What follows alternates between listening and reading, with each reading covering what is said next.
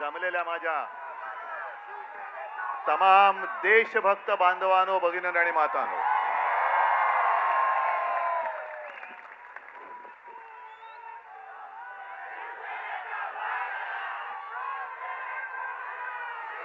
आता एक पोस्टर काहीतरी होतं. नाही नाही, हे धर्मेंद्र प्रधान राजीनामा द्या. ही एकदम क्षुल्लक गोष्ट आहे. नाही, हे पण एकदम क्षुल्लक आहे.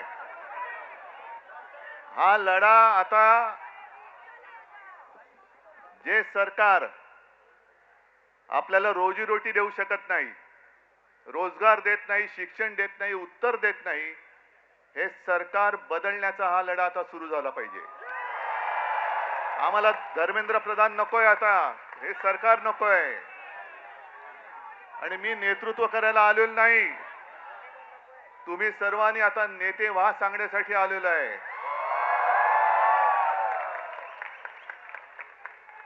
फक्त मला एक तुमच्याकडनं वचन पाहिजे.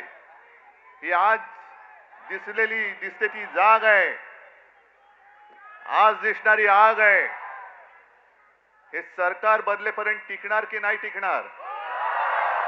म्हणजे ही आग टिकली पाहिजे, सरकार टिकता कामा नये. या आगीमध्ये सरकार जाळून भस्म झालं पाहिजे, तर या उठावाला अर्थ आहे. आणि हा लढा एकट्या सोनम वांगचुक यांचा नाहीये. हे सरकार केवळ चंदा चोरी, वोट चोरी, अरे तुमचं भविष्य चोरलंय त्यांनी, तुमचं भवितव्य, या देशाचं भवितव्य चोरलंय. काय दिलंय का या सरकारने तुम्हाला? आज मी येताना बातम्या बघत होतो, दिल्लीमध्ये जंतर मंतरच्या इकडे युद्धाची तयारी जणू काही सुरू झालेली आहे. सैन्य आणतायत, फौजा आणतील, कदाचित अणुबॉम्ब सुद्धा आणतील. पण या सरकारला माहिती नाहीये, या देशामधला हा जो तरुणाईचा अणुबॉम्ब आहे तुमच्या बुडाखाली आधीच लागलेला आहे. आणि हे आता तुमची जी काय युद्धाची तयारी आहे, ही तयारी जर का नीट परीक्षेच्या वेळेला नीट केली असती तर तुमच्या बुडाला सुरुंग लागला नसता, लागला असता. बरं, मी काय म्हणतो की एकदा होऊन जाऊ दे. सोनम वांगचुक यांनी देशाला काय दिलंय? दिलेलं आहे. जे आपले सैनिक, तुमच्यासारखे, तुम्ही तरुणाई, या देशाचं भविष्य तुम्ही आहात. आणि देशाचे रक्षण करते तुमच्यासारखेच तरुण जवान सरहद्दीवरती आहेत. या तरुणांसाठी मायनस टेम्परेचर, आपल्याकडे जरा मुंबईमध्ये जरा 20-22 टेम्परेचर झालं का थंडी आहे बाबा, मफलर काढा. तिकडे तर बर्फामध्ये सैनिक उभे राहतात आपल्यासाठी. ते तिकडे आहेत म्हणून आपण इकडे आहोत. या सैनिकांसाठी ज्यांनी सोलार टेंट बनवले, की या सैनिकांनी देशासाठी मरण्यासाठी, म्हणजे मेलो तरी 72 पण माझी भारत माता जगली पाहिजे, त्या देशाच्या सैनिकांसाठी ज्याने सोलर कॅम्प बनवून दिले, टेंट बनवून दिले, तो यांच्यासाठी देशद्रोही ठरतो? हा देशद्रोही. तिथलं पाण्याची टंचाई लक्षात घेऊन ज्याने आईस फाउंटन तयार केले, असा हा पर्यावरणवादी, असा हा शास्त्रज्ञ,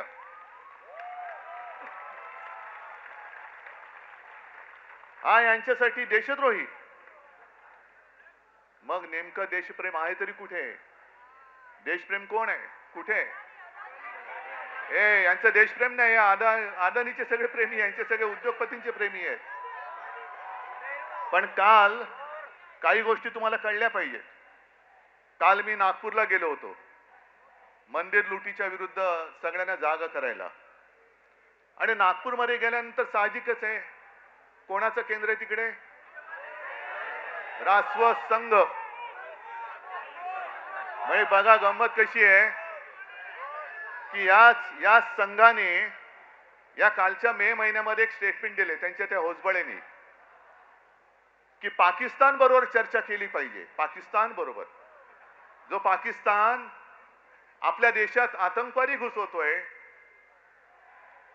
बॉम्बस्फोट करतोय, सगळं काही करतोय, अतिरेकी हल्ले करतोय, त्याच्याबरोबर चर्चेचे दरवाजे खुले ठेवले पाहिजेत. आणि मोहन भागवतना विचारले तर मोहन भागवत म्हणतात की होय बरोबर आहे, हम हिटलर जैसे नहीं है. अहो भागवत साहेब, हे हम हिटलर जैसे नाही आहे तुमच्या मोदींना सांगा. आणि पाकिस्तान बरोबर चर्चेची तयारी आहे, मग वांगचूक बरोबर का नाही करत?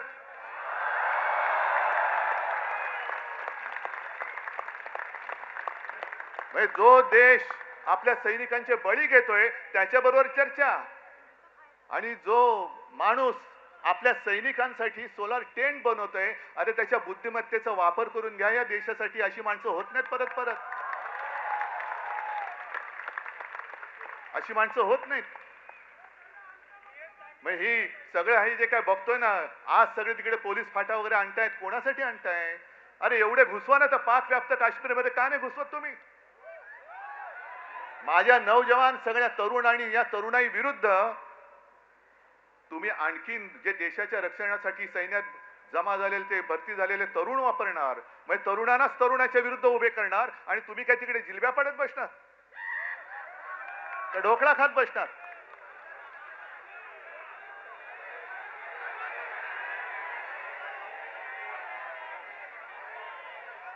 आता काही जण मला विचारतात,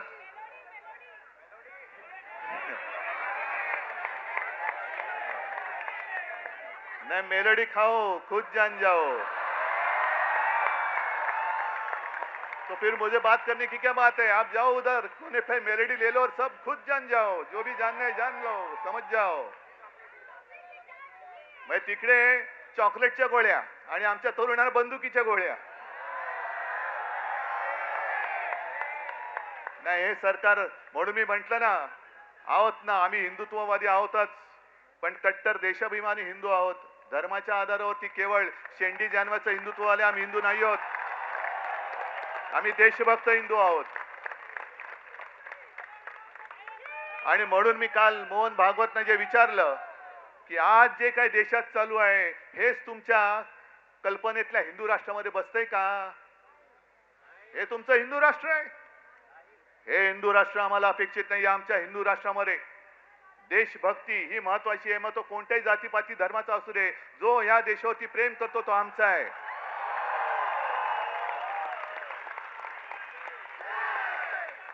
पण गंमत कशी आणखीन असते ती बघा. काही वर्षांपूर्वी, म्हणजे ज्यातनं भाजप सरकारचा जन्म झाला, अर्थात त्याच्यामध्ये पापी आम्ही सुद्धा होतो,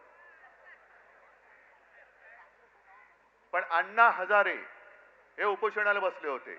लक्षात आहे तुमच्या? काय प्रसिद्धी मिळाली होती, काय प्रसिद्धी मिळाली होती. जणू काय संपूर्ण जग तिकडे एकवटलं होतं. पण त्यावेळेला अण्णांना कोणी देशद्रोही नव्हतं म्हटलं. अण्णांना कोणी चीनचा हेर किंवा हस्तक नव्हतं म्हटलं. अण्णा काय बोलतायत हे विचारण्यासाठी तत्कालीन मनमोहन सिंग सरकारने 4-5व्या दिवशी त्यांचा माणूस पाठवला होता. विलासराव देशमुखांना पाठवलं होतं. मग ही माणुसकी आज मोदी सरकारमध्ये का नाहीये? आमचा लढा हा माणुसकीसाठी आहे. पण अण्णा हजारेंना सुद्धा असं उचलून चादरी बिदरी आणून, अरे काय अतिरेकाला उचलताय तुम्ही? आणि चादरी कशासाठी पाहिजेत? मोदी सरकारला सांगतो की तुम्ही चादरीने वांगचुकना जरी झाकला असेल तरी तुम्ही सत्य झाकू शकत नाहीत. आणि तुमच्या पापावर तर पांघरून अजिबात घालू शकत नाही. तुमचं पाप उघड झालेलं आहे. किती झाका, तुमचा पापाचा कोंबडा हरवणारच आहे. पण अण्णांच्या वेळेला जसं मनमोहन सिंग सरकारने लगेच 4-5व्या दिवशी दूध पाठवला होता, का नाही पाठवला मोदी सरकारने? का धर्मेंद्र प्रधानला एवढं काय सोनं लागलेलं आहे? काय तरुण मुलांची आणि मुलींची काय मागणी आहे? एक तर शिक्षणाचा, स्वतःच्या शिक्षणाचा पत्ता नाही, त्याच्यामुळे शिक्षणासाठी किती मेहनत करावी लागते हे यांना माहिती नाही. अभ्यास म्हणजे काय असतं हेच जर माहिती नाही तर अभ्यास करून परीक्षेला जाताना पेपर फुटल्यानंतर काय होतं या यातना होणार कशा? डिग्री खोटी आहे ना याची. डिग्री नाही, आता डिग्री खरी का खोटी हा सुद्धा प्रश्न आहे. डिग्री खोटी आहे. अमित शाहकडे ती डिग्री नाही. त्याच्यामुळे ह्या यातना आणि आज तुम्ही जर का बघाल तर तरुण मुलं मुली तर आहेतच, पण मी सोशल मीडियावरती बघतोय त्यांचे आजी आजोबा सुद्धा आलेले आहेत, आई वडील आलेले आहेत. याचं कारण असं की मला नाही शिकता आलं, पण माझ्या मुलाने शिकलं पाहिजे, माझ्या मुलीने शिकलं पाहिजे. मोदी सरकारची जी घोषणा आहे, मुलगी शिकली प्रगती झाली, अरे पण शिकून परीक्षेला गेली आणि पेपर फुटला, ती मुलगी आत्महत्या नाही करणार, मुलगा आत्महत्या नाही करणार. मग एवढ्या मुलाने आत्महत्या केल्या तरी एक धर्मेंद्र प्रधान तुम्ही डोक्यावर घेऊन नाचताय. मग धर्मेंद्र प्रधानला असं काय सोनं लागलेलं आहे? बरं, अण्णा हजारेंचा एक विषय झालाच, पण या घराणेशाही बद्दल आणखीन एक सांगतो. आज सोनम वांगचूक उपोषणाला बसलेत तिकडे, पण सोनम वांगचूक यांचे वडील सुद्धा, त्यांनी सुद्धा उपोषण केलं होतं. माहितीये तुम्हाला किती जणांना? कोण गेलं होतं त्यांच्याकडे बोलायला?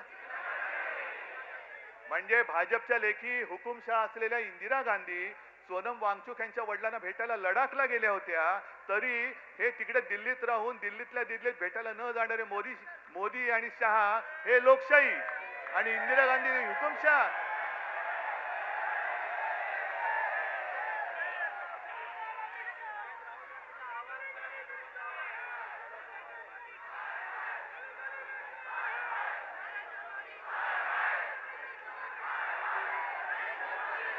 एक मिनिट, हा गली गली में शोर आहे, बरोबर आहे, पण तुम्ही जिथून जिथून आलाय, कुठल्याही गल्लीतनं आला असाल, कुठल्याही गावातनं आला असाल, त्या गल्ली गल्लीमध्ये तुम्हाला शोर करावा लागेल, तुम्हाला आवाज उठवावा लागेल. मला जे प्रश्न विचारत होते त्यांना मी हेच सांगतोय की तुम्ही दिल्लीला जाणार का? हो, वेळ येईल तेव्हा मी नक्की जाईन, पण मी एकटा गेलो असतो तर फरक नसता पडला. आज हे सगळे एवढे जण इकडे जमलेत, अख्खा महाराष्ट्र आज तिकडे उभा आहे, आणि हे आंदोलन आता फक्त जंतर मंतर पुरतं मर्यादित ठेवायचं नाही. देशातल्या प्रत्येक कानाकोपऱ्यामध्ये काय तुमची घोषणा? नाही, आणखीन काय बोललात? गली गली में.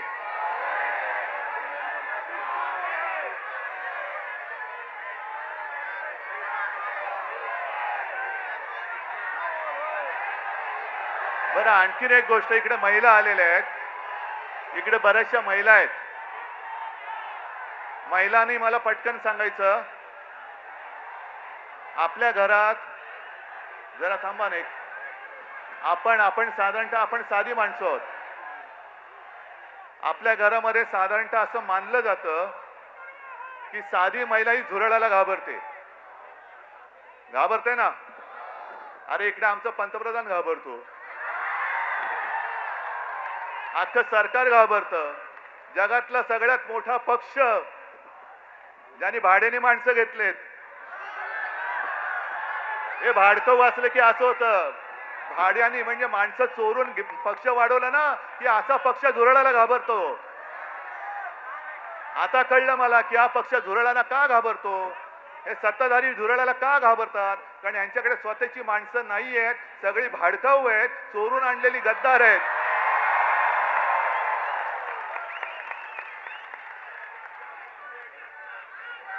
पण आता आपल्याला एक गोष्ट ठरवावी लागेल. माझं या शिवतीर्थावरून मोदी सरकारला आव्हान आहे, की तुम्हाला वन नेशन वन इलेक्शन घ्यायचे ना, आत्ता जाहीर करा. उद्या निवडणूक, देशाची निवडणूक आत्ता जाहीर करा, आम्ही तयार आहोत.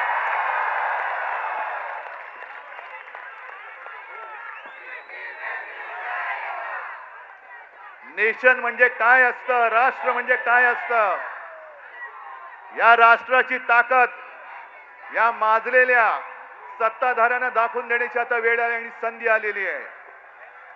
काय असतं नेशन म्हणजे काय असतं, राष्ट्र म्हणजे काय असतं. तुम्ही या माझ्या तरुणांना जे उद्या देशाचं भविष्य आहेत त्यांना कॉक्रोच म्हणता, पण आज तुम्ही बेशरमपणाने तिकडे गादीवरती बसलायत. जर आपल्याला स्वातंत्र्य मिळालं नसतं तर त्यांची बुडं टेकायला या गाद्या मिळाल्या नसत्या.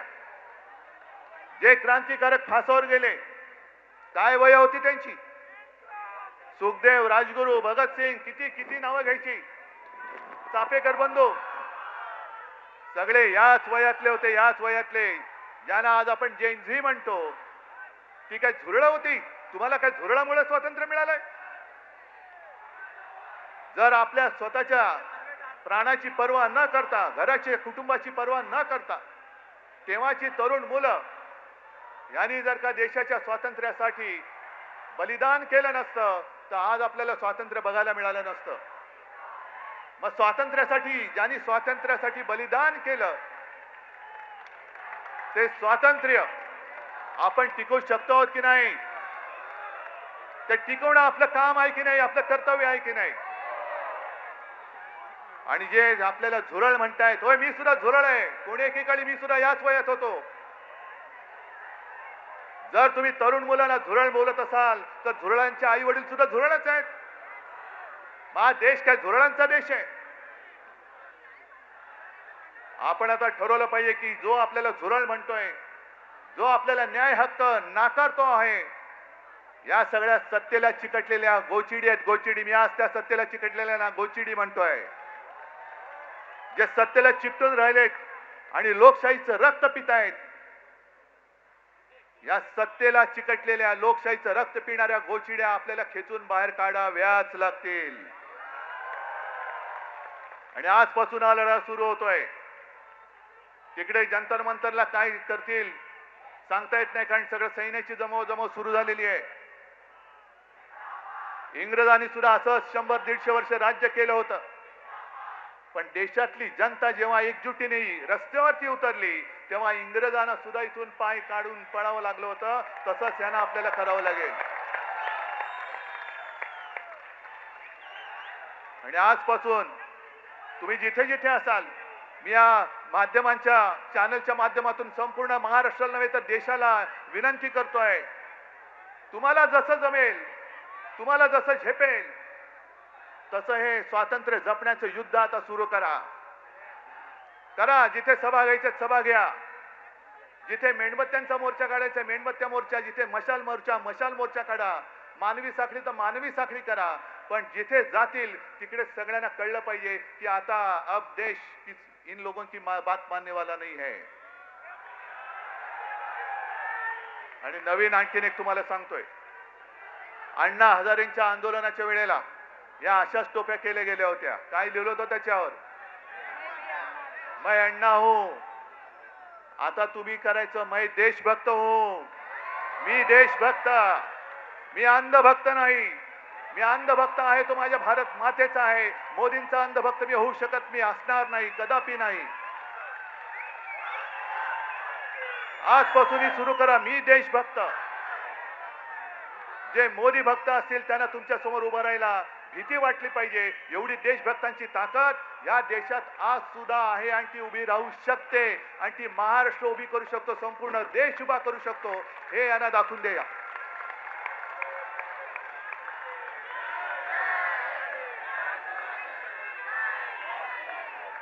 आज तुम्ही एवढ्या मोठ्या संख्येने आलेला आहात. मी म्हणतो ही ठिणगी आहे, पण एक ठिणगी वणवा पेटवायला पुरेशी असते. ती ठिणगी आज पडलेली आहे आणि देशाच्या लुटारूंना सत्ता भ्रष्ट केल्याशिवाय आता आम्ही स्वस्थ बसणार नाही. ही शपथ घेऊन आपण ह्या आंदोलनाला सुरुवात करूया. जय हिंद, जय महाराष्ट्र.